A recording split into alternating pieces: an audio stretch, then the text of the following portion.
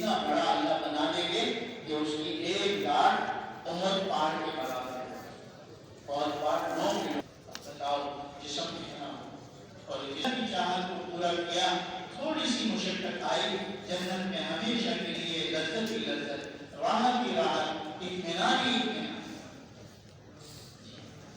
اسی کو اللہ نے قرآن پاک میں بیان فرمایا ہے, وَمَنْ زُحْزِحَ عَنِ النَّارِ وَأُدْخِلَ الْجَنَّةَ فَقَدْ فَازَ.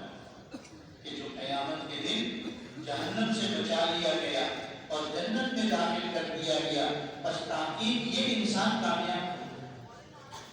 آج تو کامیابی کے نعرے لگے, میں کامیاب, میں کامیاب, میں کامیاب. یہ تو موت پر پتہ چلے گا, یہ تو آخرت کے دن پتہ چلے گا کہ کون کامیاب ہو. اللہ فرما رہے ہیں وہ کامیاب ہو گیا جو جہنم سے چھوٹ گیا اور جنت میں داخل.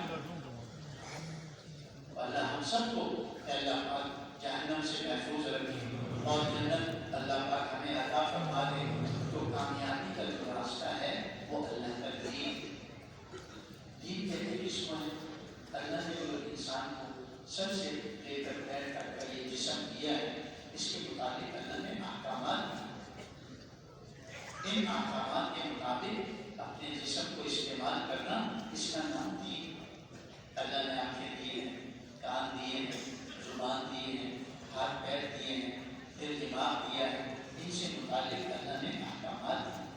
قرآن کریم میں اللہ پاک ارشاد فرما رہے ہیں, قُلْ لِلْمُؤْمِنِينَ يَغُضُّوا مِنْ أَبْصَارِهِمْ وَيَحْفَظُوا فُرُوجَهُمْ.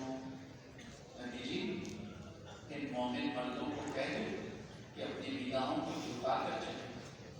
کیا مقصد؟ کہ اللہ کی حرام کردہ چیزوں کو نہ دیکھیں, غیر محرموں کو نہ دیکھیں, کسی کے مال پر بری نگاہ نہ ڈالیں, کسی کی عزت پر بری نگاہ نہ ڈالیں. اپنے آنکھوں کو جھکا کر چلیں اور پاکیزہ زندگی گزاریں, اپنے آپ کو گندگی میں ملوث نہ کریں.